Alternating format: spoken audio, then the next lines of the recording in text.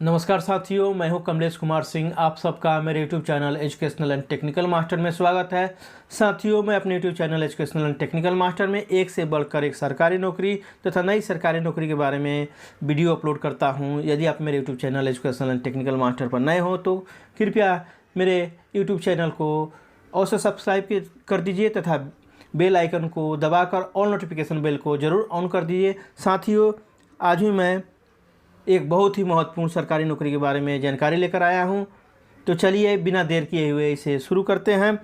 यह वैकेंसी निकली हुई है कर्मचारी चयन आयोग, जिसे आप एसएससी के नाम से जानते हैं, स्टाफ सिलेक्शन कमीशन के द्वारा 2065 पद के चयन के लिए फेज 10 का परीक्षा का आयोजन होने जा रहा है। इसमें नर्सिंग अधिकारी, वरिष्ठ अनुसंधान सहायक, तकनीकी अधिकारी तथा अन्य बहुत से पद हैं, जिसके लिए नियुक्ति के लिए आवेदन पत्र आमंत्रित हुआ है।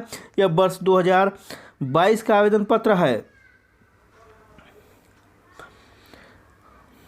इसके बारे में और जानकारी प्राप्त कर लेते हैं। इसके लिए विज्ञापन संख्या है फेज -10/2022 सिलेक्शन पोस्ट। यह विज्ञापन का संख्या है। आगे देख लेते हैं पद का नाम है नर्सिंग अधिकारी, वरिष्ठ अनुसंधान सहायक, तकनीकी अधिकारी तथा अन्य पदों के लिए वैकेंसी यहाँ पर निकली हुई है। परीक्षा का नाम है चयन पद चरण फेज 10। कुल पदों की संख्या यहाँ पर बम्पर है। 2065 पद की वैकेंसी निकली हुई है। यहाँ पर वेतनमान का निर्धारण अलग अलग पद के लिए अलग अलग है। यह 7वें वेतन आयोग के लेवल 1 से लेवल 7 के अनुसार है, अर्थात आपका वेतन का निर्धारण 7वें वेतन आयोग के लेवल 1 से लेकर लेवल 7 के अनुसार होगा। इसके अलावा आपको महंगाई भत्ता, ट्रांसपोर्टेशन अलाउंस, चिल्ड्रेन अलाउंस तथा अन्य भत्ता जो आपको दिया जाना जरूरी है वह भी यहाँ पर आपको मिलेगा। इस प्रकार यहाँ पर काफ़ी अच्छा वेतन मिलने वाला है। इसे भारत के किसी भी राज्य के महिला और पुरुष दोनों आवेदन कर सकते हैं, चाहे आप किसी भी राज्य में रहते हों या भारत के लिए, पूरे भारतवर्ष के लिए वैकेंसी निकली हुई है। आगे देख लेते हैं शैक्षिक योग्यता अर्थात एजुकेशनल क्वालिफिकेशन क्या होना चाहिए। अलग अलग पद के अलग अलग शैक्षिक योग्यता का निर्धारण किया गया है। इसमें 10वीं पास, 12वीं पास तथा स्नातक पास मांगा गया है, अर्थात आवेदक पास 10वीं पास का सर्टिफिकेट, 12वीं और स्नातक का सर्टिफिकेट होना चाहिए। आयु सीमा, आवेदक की न्यूनतम आयु 18 वर्ष तथा अधिकतम आयु 30 वर्ष होनी चाहिए। और सरकार के नियमानुसार यहाँ पर अधिकतम आयु में छूट दी गई है। कार्य करने का स्थान, यह वैकेंसी पूरे भारतवर्ष से निकली हुई है। चाहे आप किसी भी राज्य में रहते हों, आप इस फॉर्म के लिए आवेदन कर सकते हैं। आवेदन शुल्क देख लेते हैं। आवेदन शुल्क के रूप में सामान्य ओबीसी कोटि के आवेदकों के लिए 100 रुपया, जबकि अनुसूचित जाति, अनुसूचित जनजाति,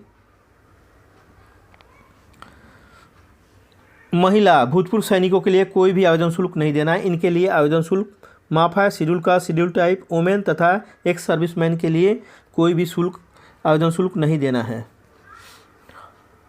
आवेदन कैसे करें? इच्छुक एवं योग्य उम्मीदवार एसएससी की वेबसाइट जो यह है https://ssc.nic.in के माध्यम से आप 12 मई 2022 से 13 जून 2022 तक ऑनलाइन आवेदन कर सकते हैं। चयन की प्रक्रिया, चयन ऑनलाइन टेस्ट पर होगा। आपको सीबीटी एग्ज़ाम देना होगा, कंप्यूटर बेस्ड टेस्ट एग्ज़ाम देना पड़ सकता है। यहाँ पर इस नियुक्ति से संबंधित महत्वपूर्ण तिथियाँ देख लेते हैं। ऑनलाइन आवेदन जमा करने की प्रारंभिक तिथि अर्थात शुरुआत हो गई है 12 मई 2022 से, और ऑनलाइन आवेदन पत्र जमा करने की अंतिम तिथि रहेगी 13 जून 2022। ऑनलाइन के माध्यम से शुल्क के भुगतान की अंतिम तिथि रहेगी 15 जून 2022। चालान के माध्यम से शुल्क भुगतान की अंतिम तिथि रहेगी 18 जून 2022। सुधार की तिथियां ऑनलाइन रहेगी 20 जून से 24 जून 2022 तक। अगर आपके कोई फॉर्म में त्रुटि रह गई है, मिस्टेक हो गया है, तो आप उसे सुधार करा सकते हैं 20 जून से 24 जून 2022 के बीच में। कंप्यूटर आधारित परीक्षा, देखिए यहाँ पर CBT आ गया, कंप्यूटर आधारित, कंप्यूटर बेस्ड परीक्षा होगा। ये अगस्त 2022 में संभावित है, अस्थायी रूप से लिखा हुआ है, संभावित है। साथियों, आप इस वीडियो के अगले चरण में भी बने रहिए। मैं वहाँ पर इसके आधिकारिक विज्ञापन से इसके बारे में विस्तार से बताऊंगा। साथियों, हम यहाँ पर स्टाफ सिलेक्शन कमीशन के ऑफिशियल विज्ञापन से इसके बारे में विस्तार से जानकारी प्राप्त कर लेते हैं। आइए इसको देख लेते हैं। यहाँ पर देख लीजिए, फाइल नंबर यहाँ पर दिया हुआ है, यहाँ पर लिखा है to be uploaded on website. ये 12/5 को अपलोड हुआ है, एकदम करंट अपलोड हुआ है वैकेंसी है। यहाँ पर देख लीजिए,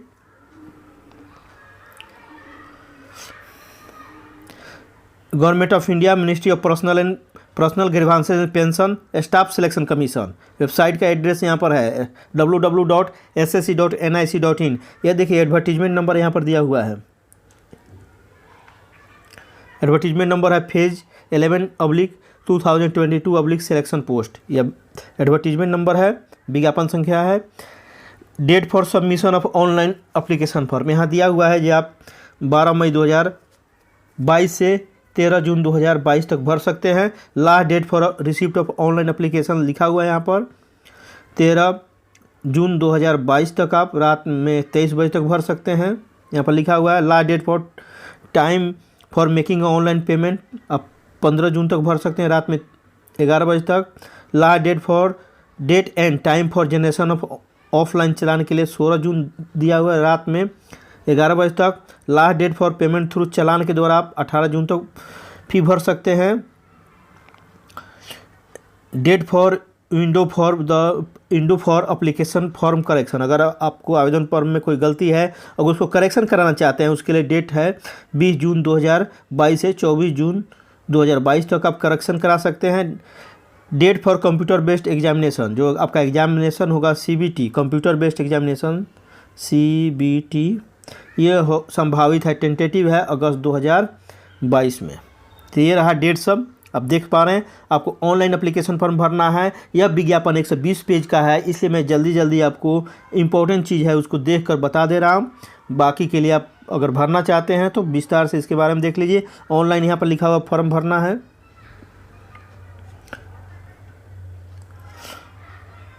आगे लिखा हुआ है जो एलिजिबिलिटी क्राइटेरिया के बारे में इसमें लिखा हुआ है।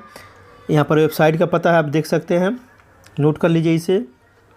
इस पर जाकर और भी आप देख सकते हैं।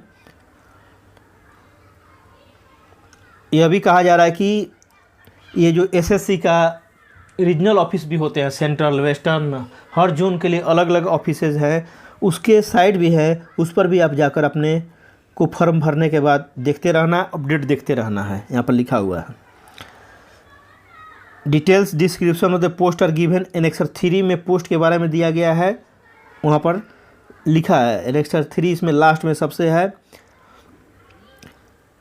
Direct link for post details is available on candidate portal which can be seen by log in to HTTP। इस पर लॉग करके आप चाहिए तो पोस्ट भी देख सकते हैं। इसमें कैंडिडेट डैश में आपको जाना है, उसके बाद लेटेस्ट नोटिफिकेशन में जाना है, उसके फेज 10/2022 सिलेक्शन पोस्ट, उसके बाद आपको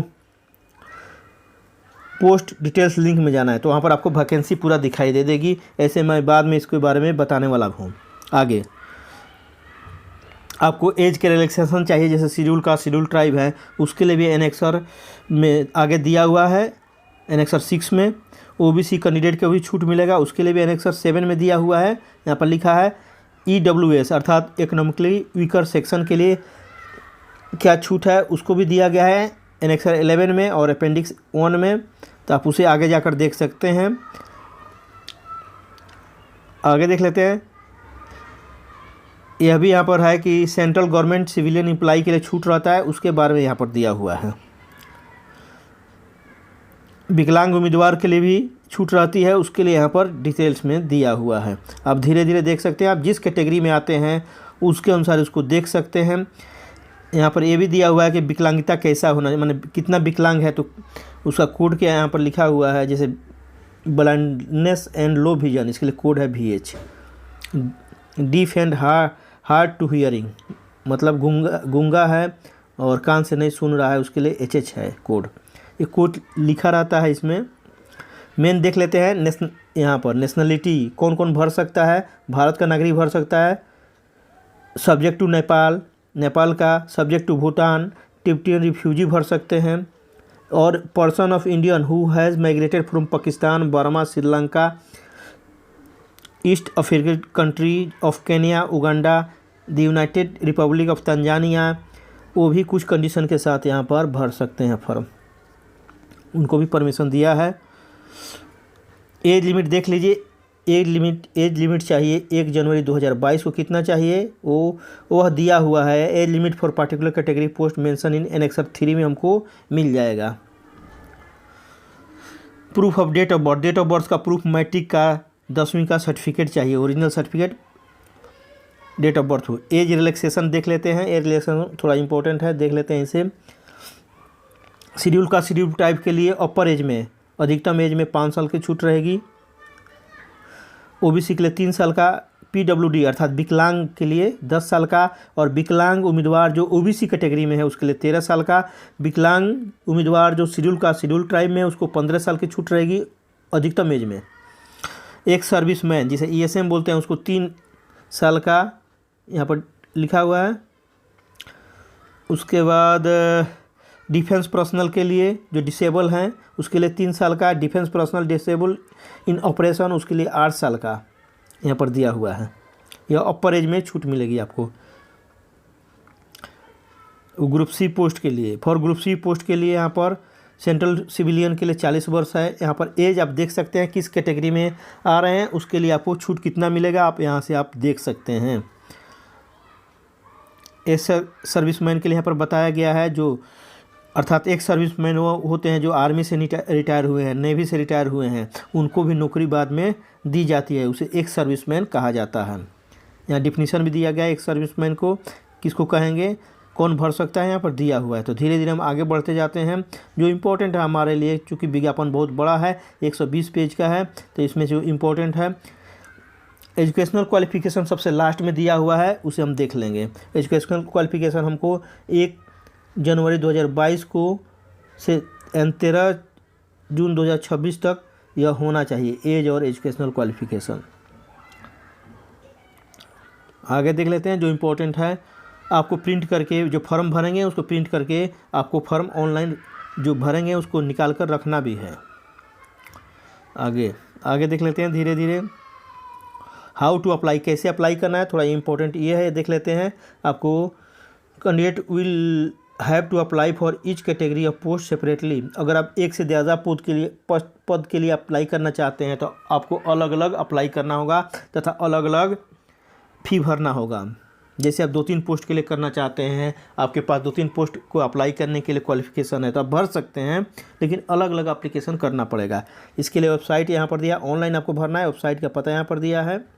और डिटेल्स के लिए एनेक्सर 4 और एनेक्सर 5 यहाँ पर देख सकते हैं विज्ञापन में जो दिया हुआ है एनेक्सर। लास्ट डेट रहेगा 13 जून 2022 तक 23 बजे अर्थात रात के 11 बजे तक रहेगा यह। Candidate are advise to their own interest to submit online application much before from the closing date. यह लिखा है कि आवेदक को यह कहा जा रहा है कि आप ऑनलाइन भरने के अंतिम तिथि के पहले ही फॉर्म भर दीजिए, लास्ट समय का इंतज़ार मत करिए। यहाँ पर लिखा हुआ है, आप देख सकते हैं। क्योंकि लास्ट समय में अगर डिस्कनेक्ट हो जाता है वेबसाइट या फेलियर हो जाता है तो उसके लिए SSC जिम्मेदार नहीं होगा। अच्छा, यहाँ पर भी लिखा है SSC website on account of heavy load से क्रैश भी हो सकता है, इसलिए आप जल्दी से जल्दी पहले फॉर्म भर दीजिए। इसमें आगे लिखा हुआ है कि SSC कोई जिम्मेदार नहीं होगा, आपको अगर फॉर्म आपका नहीं भरा जाता है इसके लिए कोई जिम्मेदार SSC नहीं होगा। लिखा हुआ है candidate should apply only candidate should apply only once for one time, one category oppose, एक कैटेगरी के लिए आपको को एक ही बार अप्लाई करना ही नहीं, एक ही कैटेगरी के लिए बार बार आपने कर दिया एक ही पोस्ट के लिए। After successful submission of the online application candidate must take print out, आपको प्रिंट आउट अप्लीकेशन फॉर्म का ले लेना है, along with the requested documents self duly self attested and when called for by the commission after the conduct of computer पे examination आपको उसको submit करना रहेगा, फॉर्म मांगेगा आपको सबमिट करना रहेगा। आप इसे भी पढ़ लीजिए। आगे देख लेते हैं एप्लीकेशन फ़ी कितना रहेगा। एप्लीकेशन फ़ी जो है 100 रुपया है, जिसको ऑनलाइन आपको भरना है भीम के द्वारा, UPI, net banking using Visa, Master card, Master RuPay, credit card, debit card, SBI branch by generating SBI challan के द्वारा भी आप भर सकते हैं। Women candidates and belonging to the schedule caste, schedule tribes, person with disability, ex serviceman को fee से exempted किया गया है। यहाँ पर लिखा हुआ देखिए, कोई फ़ी नहीं भरना है, exempted from the payment of fee. किसको किसको नहीं भरना है? शेड्यूल कास्ट, शेड्यूल ट्राइब, महिला और एक्स सर्विसमैन को। फ़ी भरने का आपको बता दिया गया है, डेट यहाँ पर और भी दिया है, आप देखना चाहें तो आप देख सकते हैं, पहले भी ऊपर में भी बॉक्स में दिया है। विंडो फॉर करेक्शन आपको फॉर्म में कोई त्रुटि रही है तो आप 20 जून से 2022 से 24 जून 2022 तक आप करेक्शन करा सकते हैं। आगे देख लेते हैं, जल्दी जल्दी देख लेते हैं। सेंटर देखिए, सेंटर इम्पोर्टेंट है। सेंटर यहाँ पर दिया हर रीजन का, 9 रीजन्स हैं, 9 रीजन्स का अलग अलग सेंटर है। जैसे आप देखिए सेंट्रल रीजन है, सेंट्रल रीजन में ये देखिए बिहार और उत्तर प्रदेश आता है। इसका सेंट्रल रीजन का एड्रेस यह है, यह प्रयागराज में है। देखिए regional director CR staff central region, staff selection commission 34A Mahatma Gandhi मार्ग, सिविल लाइंस, केंद्रीय सदन प्रयागराज। इसका वेबसाइट यहाँ पर दिया हुआ है। तो आप जिस प्रदेश में रहते हैं आपका फॉर्म वहीं पर सबमिट होगा।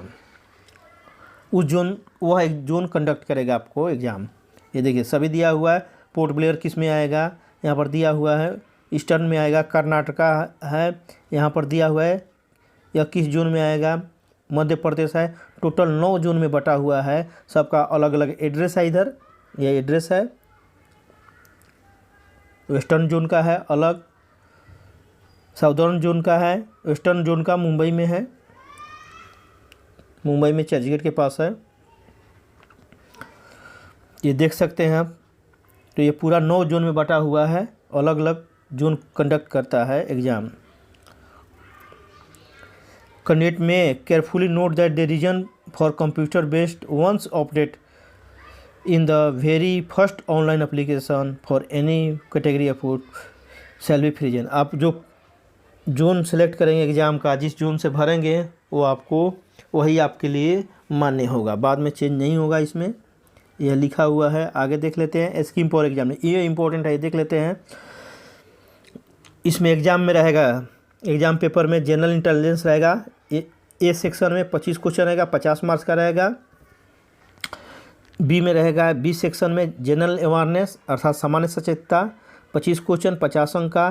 क्वांटिटेटिव एप्टीट्यूड रहेगा, मैथ से संबंधित 25 क्वेश्चन 50 मार्क्स का। इंग्लिश लैंग्वेज रहेगा, बेसिक नॉलेज जानकारी होनी चाहिए, इसमें 25 क्वेश्चन 50 मार्क्स का। 60 मिनट दिया जाएगा, 80 मिनट दिया जाएगा। जो विकलांग है, सुन नहीं सकते हैं, जो स्क्राइब की डिमांड किए हैं, श्रुति लेखक का डिमांड किया, उनने 80 मिनट दिया जाएगा। अन्यथा सामान्य कैंडिडेटों को 60 मिनट दिया जाएगा। 50 क्वेश्चन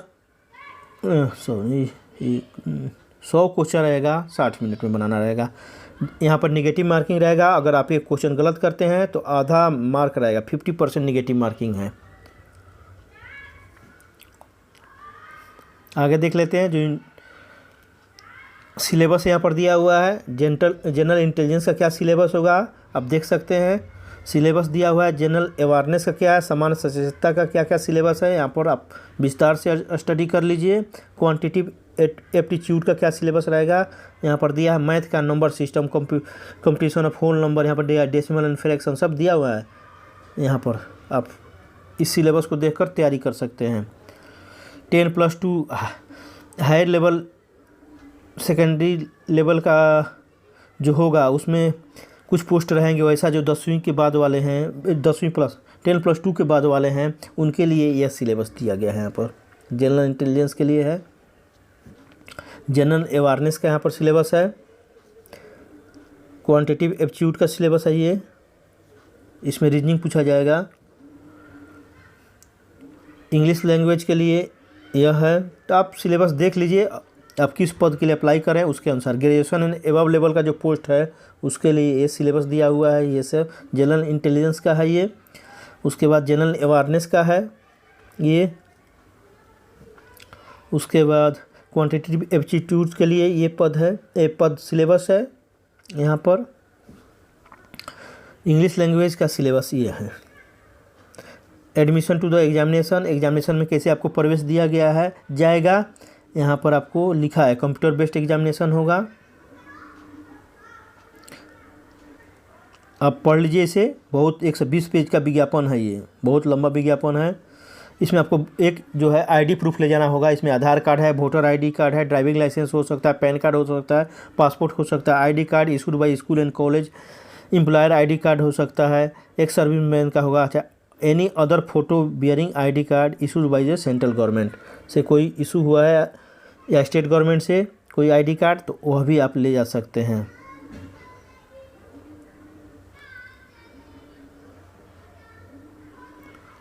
यह डिटेल्स दिया हुआ है। डॉक्यूमेंट्स ऑफ वेरिफिकेशन के बारे में यहाँ दिया हुआ है, आप देख सकते हैं, पढ़ सकते हैं। एब्रीविएशन दिया हुआ है। सिलेक्शन प्रोसीजर यहाँ पर दिया रहेगा। ऑब्जेक्टिव टाइप क्वेश्चन पूछे जाएंगे, कंप्यूटर बेस्ड एग्जाम होगा, यह इंपॉर्टेंट है, आप इसे पढ़ लीजिए। मल्टीपल चॉइस क्वेश्चन रहेगा, कंप्यूटर बेस्ड एग्जामिनेशन यहाँ पर दिया हुआ है, इसको ज़रूर पढ़ लीजिए।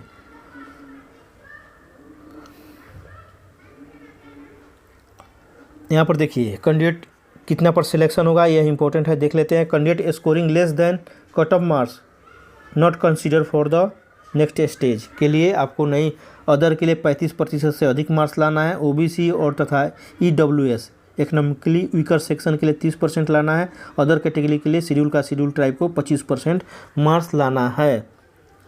मिनिमम मार्क्स है, इसके से ज़्यादा आप ला सकते हैं और अच्छी बात है। और वैकेंसी कितना कॉल किया जाएगा, 1:2 यहाँ पर दिया हुआ है। वैकेंसी का रेशियो दिया हुआ है, कितना सेकेंड स्टेज एग्ज़ाम के लिए कंडक्ट कॉल किया जाएगा दिया हुआ है। आगे देख लेते हैं।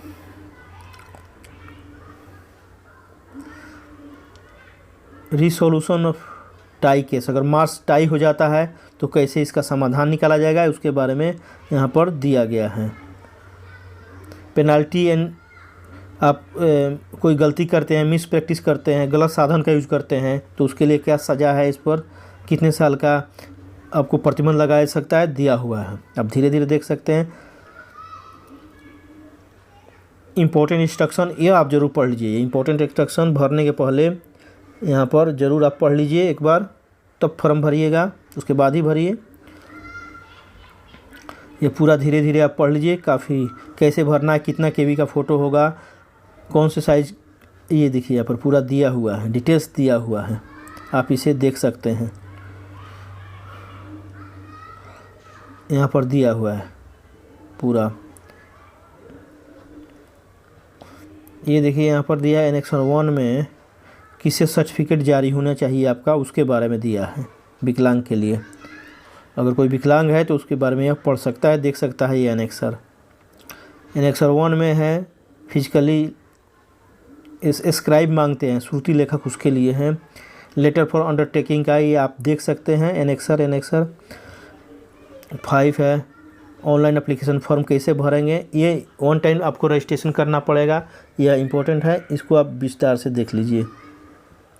OTP आएगा मोबाइल नंबर पर, ईमेल पर भी OTP आएगा। आपको आईडी कार्ड रखना पड़ेगा, वोटर आईडी कार्ड या पैन कार्ड या पासपोर्ट, यहाँ पर दिया हुआ है, डिटेल्स में यहाँ पर दिया हुआ है, यहाँ पर दिया हुआ है, आप देख सकते हैं। या फॉर्म भरने का है, ये धीरे धीरे आप पढ़ लीजिए, देख लीजिए कैसे भरना है। सीरियल वाइज दिया है, जैसे सीरियल 7 में क्या भरना है, सीरियल 8 में क्या भरना है, सीरियल 9 में क्या भरना है, सीरियल 10 में क्या भरना है। यहाँ पर इसमें इस पोर्शन में यह दिया रहता है। देख देख कर पढ़ कर इसमें आपको नहीं समझ में आता है तो आप भर सकते हैं। जैसे सीरियल 9 में क्या होगा, सीरियल 10 में क्या भरना है। पार्ट 2 ऑनलाइन एप्लीकेशन हो, पार्ट 2 पार्ट में फॉर्म भरना रहेगा, पार्ट 1 एंड पार्ट 2। यहाँ पर यह दिया है, इसके बारे में डिटेल्स देख सकते हैं। सीरियल नंबर 21, 22, 23, 24, 25 यहाँ पर सीरियल नंबर दिया हुआ है। और फ़ी भरने के बारे में यहाँ पर बताया गया है, फ़ी कैसे भरेंगे वो भी दिया हुआ है, आप देख लीजिए। शेड्यूल कास्ट शेड्यूल ट्राइब के लिए फॉर्म के बारे में दिया हुआ है यहाँ पर, आगे देख लेते हैं। एनेक्सर 7 में क्या दिया है, बैकवर्ड क्लास का। एनेक्सर 8 में क्या दिया, डिसेबल जो विकलांग है उसके लिए। एनेक्सर 8 में है डिसेबल सर्टिफिकेट के लिए, आगे देख लेते हैं।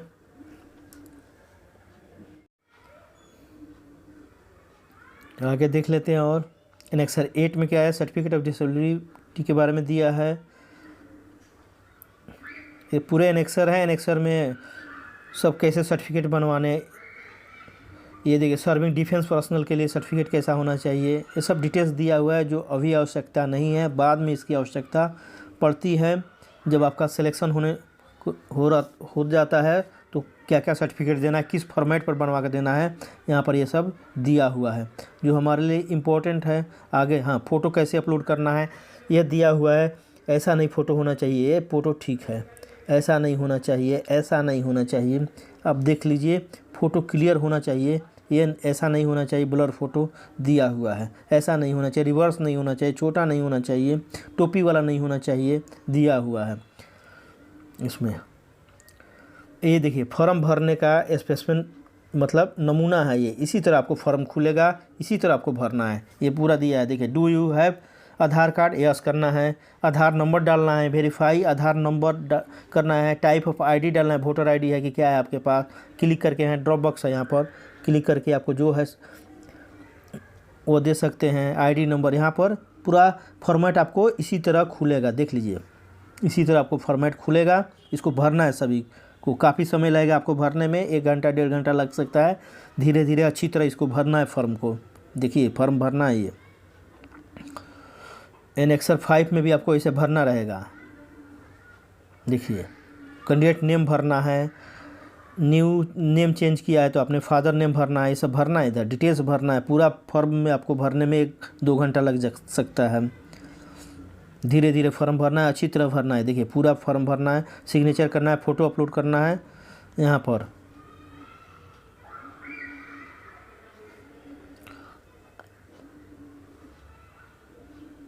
यहाँ पर दिया हुआ है, ये इम्पोर्टेंट है, देख लेते हैं। Details information of category post, यहाँ पर क्लिक करके आप देख भी सकते हैं, यहाँ पर भी दिया हुआ है। एनेक्सर 3 देख लेते हैं, देखिए सेंट्रल रीजन, ये CR का मतलब होता है सेंट्रल रीजन। ये पोस्ट नंबर है, यहाँ पर पोस्ट का नाम है, यहाँ पर डिपार्टमेंट है, एज कितना चाहिए, लेवल आपको 7वें वेतन के लेवल 7 में हायर सेकेंडरी चाहिए, यहाँ पर 10+2 चाहिए, और यहाँ पर सीट कितना है आगे दिया है। इसी तरह सभी पद के बारे में इधर आगे और देख लीजिए। नर्सिंग ऑफिसर है, nursing officer, senior research assistant, इसमें किसी में सेकेंडरी हायर सेकेंडरी मांग रहा है, किसी में ग्रेजुएशन इधर मांग रहा है, देख सकते हैं आप। यहाँ पर ग्रेजुएशन मांगा है, हायर सेकेंडरी मांग रहा है, यहाँ पर ग्रेजुएशन मांग रहा है, यहाँ पर ग्रेजुएशन अब मांग रहा है। अलग अलग पद के लिए ये पद हैं, सब इधर दिया हुआ है। पद 7, 8, 9, 10, 11, 12, 13, 14, 15, 16, 17, 18, 19, 20, 21 पूरा ये पद दिए हुआ। 28, 30 यहाँ पर देख रहे हैं, यहाँ पर ग्रेजुएशन मांगा है, ग्रेजुएशन इन अबव, ग्रेजुएशन यहाँ मैट्रिकुलेशन मांगा है, 10वीं पास, यहाँ ग्रेजुएशन मांगा है। अलग अलग पद के लिए अलग अलग, और सामने में वैकेंसी भी दिया हुआ है, आप देख सकते हैं। आपके रीजन में या आप किसी दूसरे रीजन में भी भर सकते हैं फॉर्म, देखकर ज़्यादा सीट हो तो। ये देखिए पूरा डिटेल्स दिया हुआ है, ये पूरा डिटेल्स दिया हुआ है। पद है ये अच्छा से अध्ययन कर लीजिए, आपके पास कौन सी क्वालिफ़िकेशन है एजुकेशनल, उसके अनुसार आप फॉर्म यहाँ पर भर सकते हैं। ये देखिए पूरा दिया है। पद कितने पद है देख लेते हैं, टोटल 126 तक तो आ गया है। आगे देख लेते हैं, अलग अलग जोन में अलग अलग पद हैं, सेम भी पद हो सकते हैं। यहाँ पर देखिए इतने हैं, 229 आगे जा रहा है, 237 यहाँ पर देख सकते हैं। जैसे NWR जोन का है, यहाँ पर ग्रेजुएशन एंड अबव चाहिए। यहाँ पर पद का नाम है सीनियर टेक्निकल असिस्टेंट। यहाँ पर देखिए